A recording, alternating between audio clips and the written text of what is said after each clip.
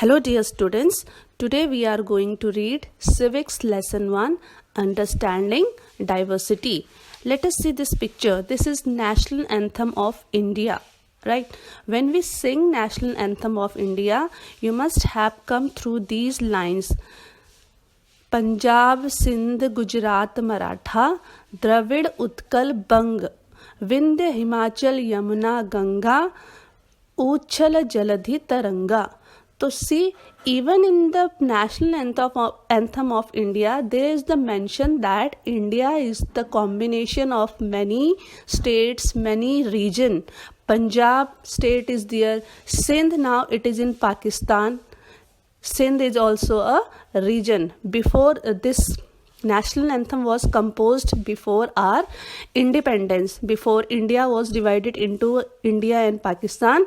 So this Sindh portion was also that time part of our India, and Gujarat state, Maratha state, Dravid is South India, Utkal is Odisha, and Bang is Bengal. So these were the some very important states of that time. So even all these states are mentioned in our national anthem. So this is what the diversity is. Diversity means combination of all the regions, all the languages, all the religions, and all the caste. And India is very well known for its diversity. No other country in the world is as rich as Indian diversity, because many of our neighboring country, if you'll talk about Nepal is having only one religion, that is Hinduism. If you'll talk about Sri Lanka has a religion of Buddhism or Sinhali. And if you'll talk about Pakistan, they have only one religion, that is Islam. And if you'll talk about Britain, it has one religion, that is Christianity. But when we talk about India, there are many religions found in India. So this kind of diversity you will not find in any other part of the country. That's why India is known as a land of diversities. Make a list of the food that you have eaten from different parts of India. Now suppose you are North Indian, you must be aware of only roti, dal, rice, sabji, right? But there are lots of other food which are found in India. Suppose when I talk about idli dosa, it means I am talking about South Indian dish. If I am talking about makki ki roti and sarson ka saag, it means then I am talking about Punjab.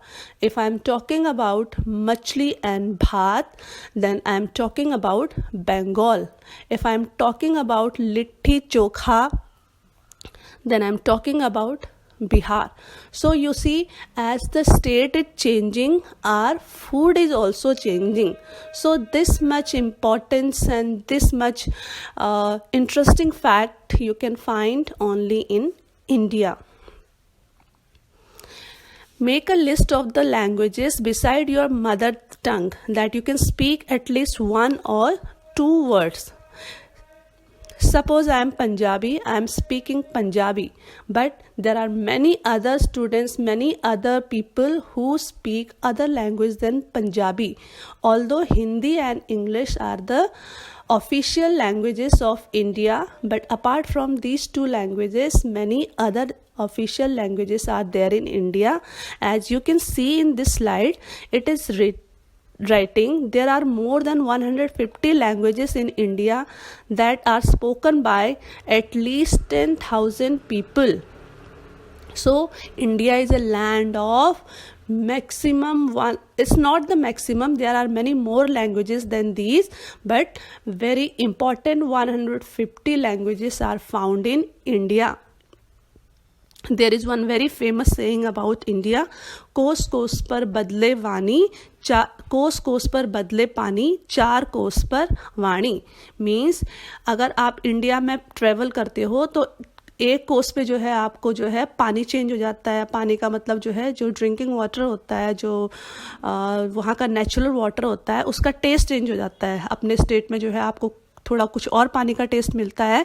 If you'll go to some other state, you will find the taste difference in the taste, right, in the water. और 4 कोस पर वाणी, it means if you'll move 4 cos 4 miles, तो आपको you will find the difference in language also. Suppose you are moving from Haryana to Delhi, so you will find there is a big change that from Haryanvi to Hindi in Delhi. Then you will move towards Himachal Pradesh.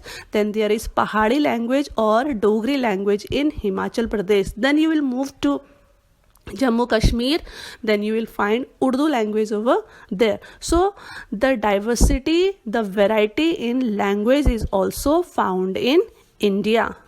And I hope those they have some mother tongue, they must be able to speak more than one language. Suppose I am Punjabi, so I can speak Punjabi, I can speak Hindi, and I can speak English. No other country is having such benefit, such talent that they can speak 3 languages. If you'll talk about the British and American people, at one time they can speak only one language, but this privilege is with Indian people only, that at a time they can speak almost 3 languages, and to 1 or 2 few more languages they can understand. Can you name some various festivals which are celebrated in our country? Main and important festivals are handful, but if you'll talk about variety of festivals, then if you will go through many regions and the states of India, you will find there are a lot of festivals which are being celebrated in India. Even if you belong from one state, suppose Uttar Pradesh, so inside Uttar Pradesh only you will find lot of festivals which are not celebrated in other parts of India.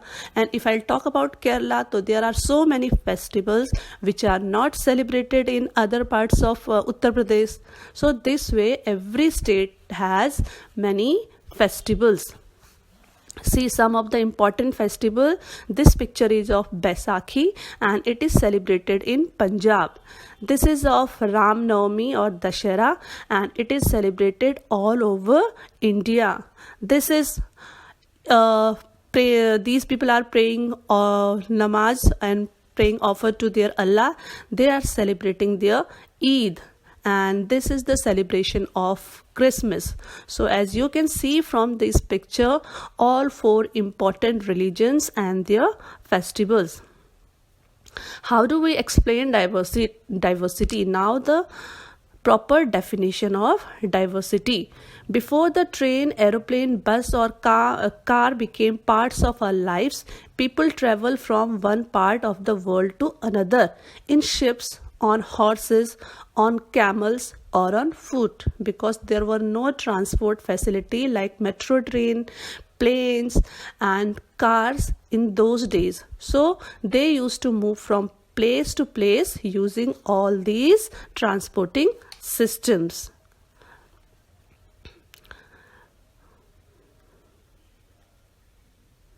Sometimes as they began to make their homes in new places, people began to change a little their language, food, music, religion, and became a mix of the old and the new. Now I am coming to the point what diversity is. So these slides are telling you how diversity has originated. Suppose you are Punjabi, right? And just because of some work, your parents, they have settled in Tamil Nadu, Chennai. They have set up their business over there.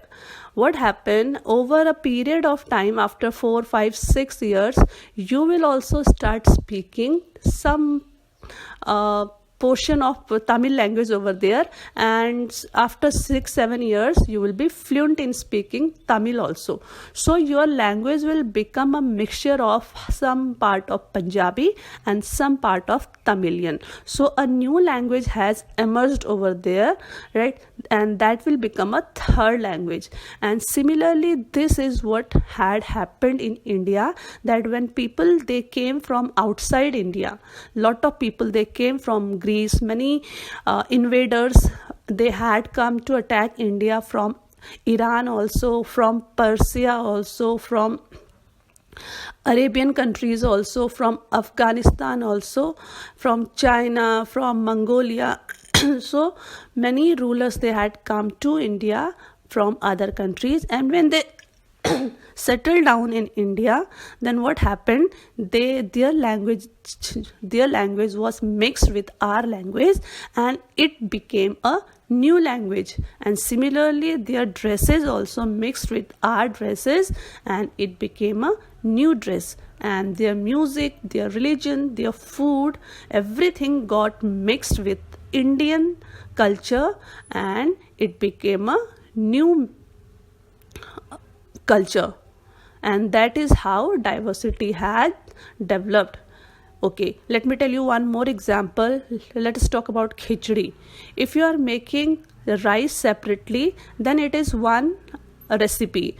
If you are making dal separately, then it is also some other recipe. Now rice and dal, they are two separate recipes.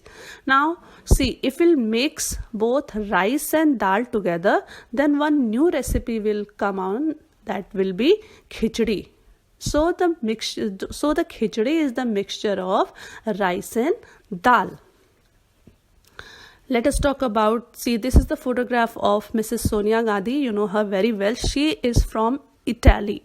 But when she came to India after marrying our late Prime Minister Rajiv Gandhi, when she was in Italy, she used to wear Western dresses. But once she came to India, she has started using Indian sari. So she has developed and mixed with Indian culture. And similarly, our older generation, like our grandparents, they used to wear traditional attire. Those were turban on their heads and dhoti and kurta. But with slightly change in time, nowadays what gents and men are wearing, they are wearing Western clothes.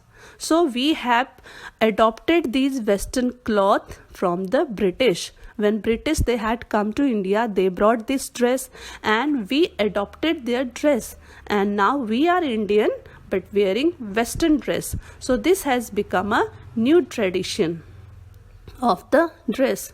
And similarly, our staple food, our main food are rice, chapati, dals, vegetables. But as we went to some other countries also, nowadays people travel a lot, we had seen lot of other food of other countries, so we liked those food and we brought those food to our country, right? Like pizza, burger. So these food are not Indian food, but we have started making them and we have adopted them in our lifestyle. So it is also the mixture of many regions or many cultures. Let us try to understand difference between Kerala and Ladakh. Kerala is situated over here. This is the southernmost point of India. This is map of India. The southernmost point, that is Kerala, is situated at the bottom of Indian map, and similarly Ladakh is situated at the top of the Indian map. Now what difference we will find between these two regions? Let us see. Ladakh is a desert in the mountains in the eastern part of Jammu and Kashmir.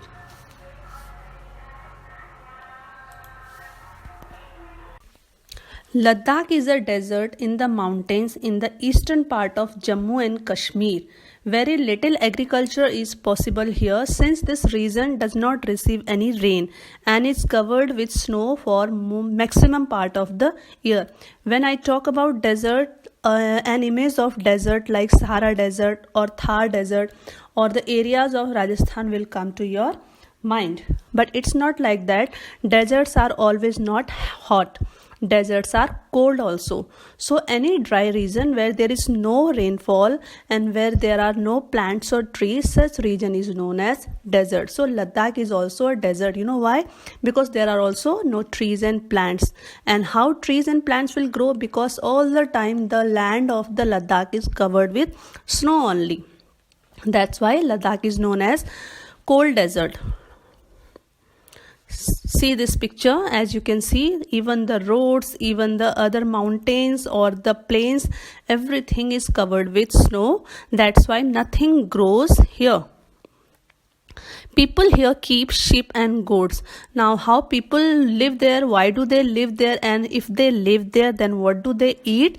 They always rear sheep and other goats. The goats in this region are special.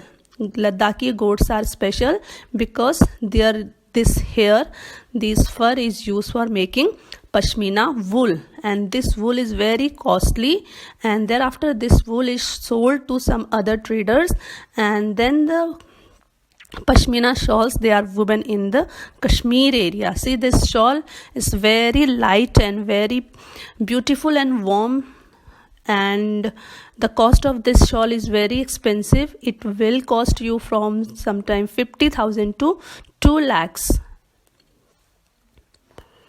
The people eat meat and milk products like cheese and butter, and each family owns some goats, cows and dijos, that is yak cow.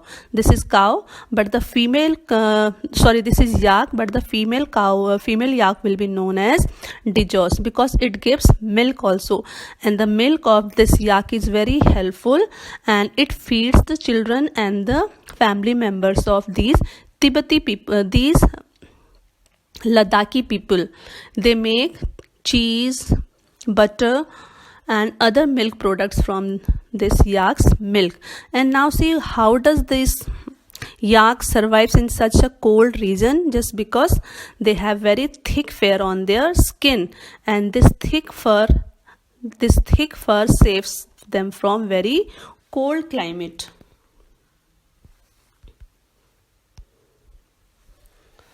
Let us move on.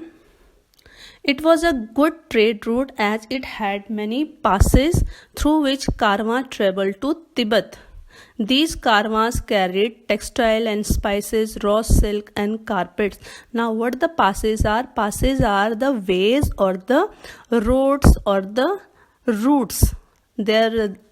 It is very almost impossible to build roads in such harsh climate. So in earlier times, what people used to do of Tibet, see, this is Tibet region, this is now occupied by China, and this is another neighboring country of India.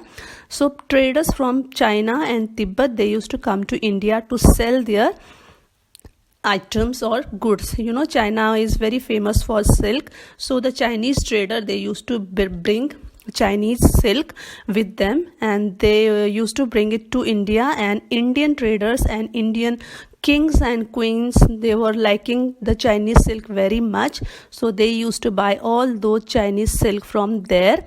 And similarly, Indian traders, they also used to go to their country to sell the items which were found in India. Buddhism reached Tibet via Ladakh. Maximum number of the people in Ladakh, they follow the religion that is Buddhist, and so the people live there, they are known as Buddhist. Ladakh is also called the little Tibet, just because many people are Buddhist there. Islam was introduced in this region more than 400 years ago, and there is a significant Muslim population here. So these Ladakhi people, wrapping their head with scarf, they are actually following Islam and they are Muslim community. Now let us talk about Kerala. So far we have read about Ladakh. Let us know how the Kerala is doing. Kerala is the state in the southwest corner of India. If you can see this map of India, so Ladakh was here on the top, but Kerala is at the bottom of this map. So this region, on one side there is sea, and on the other side Kerala is bounded with hills. Hills are smaller than mountains. A number of spices like pepper, cloves and cardamoms are grown on the hills. It is spices that made this region an attractive place for traders. In earlier times, traders from other countries, they used to come to Kerala just to buy spices.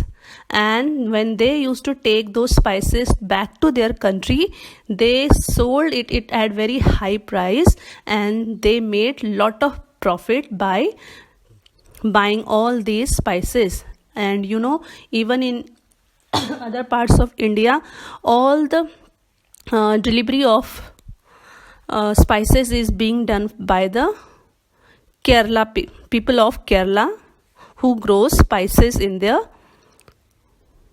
fields. Jewish and Arab traders were the first to come here. These two communities, they are the foreigners, were the first people who came on the land of Kerala. The apostle of Christ, Saint Thomas was some saint, and the person who was a Christian, he is believed to have come here nearly 2000 years ago, and he is credited with bringing Christianity to India. So he was the person who had brought Christian religion with him, and when he came to India, he spreaded his religion, Christianity, in India. And as you can see, even now, most of the people in Kerala, they follow Christianity, and there are a lot of churches also. Ibn Battuta, who traveled here a little less than 700 years ago, almost somewhere near 1330. The exact year and date is not known, but people say that he had come somewhere near in 1330. He had wrote a travelogue. Travelogue means detail of a traveling history. It's like a book where one writes everything about their traveling history, in which he has described that the people who were living in the Kerala region, they were highly respected. As you know, India is the land of Hindus, but as people from other community, other countries, and other religion, they used to come to India, they settled down only here, and slowly and gradually they mixed up with our community, and they got the respect just like the other Hindus had got the respect. The Portuguese discovered the sea route to India from Europe. When Vasco da Gama landed with his ship here in 1948 at Calicut. Calicut is a place which is situated in Kerala. So he was the first person. He was from a country named Portugal, which is in Europe. So he had come with lot of ships with him, and when he left Kerala, he loaded all his ships with lot of spices, and he again had made lot of profit by selling those spices in his country. So this person, he had discovered sea route to Kerala. People in Kerala practice different religions such as Judaism, Islam, Christianity, Hinduism, and Buddhism also are found there. The fishing nets used here look exactly like the Chinese fishing net and are called China Wala. These fishing nets, they are known as China Wala, and it is considered that these fishing nets have been brought to India from China. That's why this word China has been added to it. You can see them spreading all over the sea coast. Even the utensils used for frying fish is called China Chatti. It is almost like our kadai, and it is used for frying fish in Kerala, and the name of this kadai is China Chatti. See again this name China, it means they again have brought this type of utensil from China. The fertile land and climate are suited for growing rice, and a majority of people eat rice, fish, and vegetables. You will hardly see Tamil people and the Keralite people eating chapatis. They don't even know how to make chapatis. So most of the time, 3 times a day, they eat only idli, vada, sambar, dosa, and everything which is made up of rice. That's why they grow lot of rice in their region, and rice also requires a lot of water, and just because there is plenty of rainfall in Kerala, that's why they grow rice over there. So this is the staple food of the Keralite people. They eat fish, rice, and other vegetables. The boat race is an important part of the Onam festival celebrated in Kerala. Onam festival is one of the very important festival of Kerala, where they held and organized these boat race, and people from nearby towns and villages, they come to witness these beautiful and interesting boat races.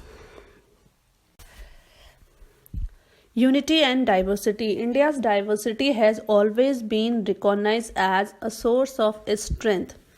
If we are from various religions, if we are from various backgrounds of caste, if we are from various regions and religions, it doesn't mean that we are separate. Whenever some enemies attack us, whenever there is some problem in our country, all the regions and all the religion people, they come together and make our country strong.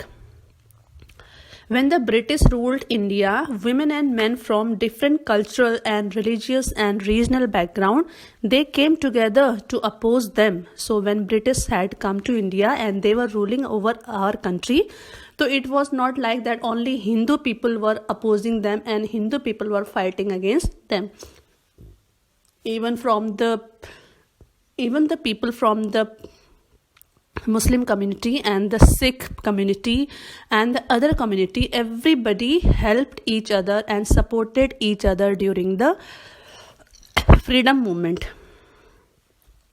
India's freedom movement had thousands of people of different background in it. They worked together and they made lot of accusations. They did lot of movements against the Britishers, and while going to jail also, they went together with each other. Men and women, Hindus and Sikh, Muslim and rich and poor, they all had gathered to protest against the British. This is the area, this is Jallianwala Bagh Kand. It is situated in Amritsar in Punjab, where all these people, they had gathered to oppose the British. Then one General Dyer of the British Army, he came there and he ordered his soldiers to shoot them all, and thousands of people, they were died on the spot.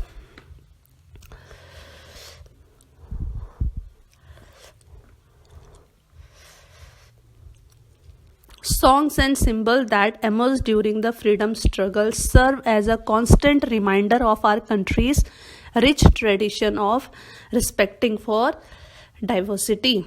So whenever we see our flag, we are filled with pride, and whenever we sing our national song or national anthem, they also make us proud and make us remind that our country has done a lot of sacrifice to get this freedom.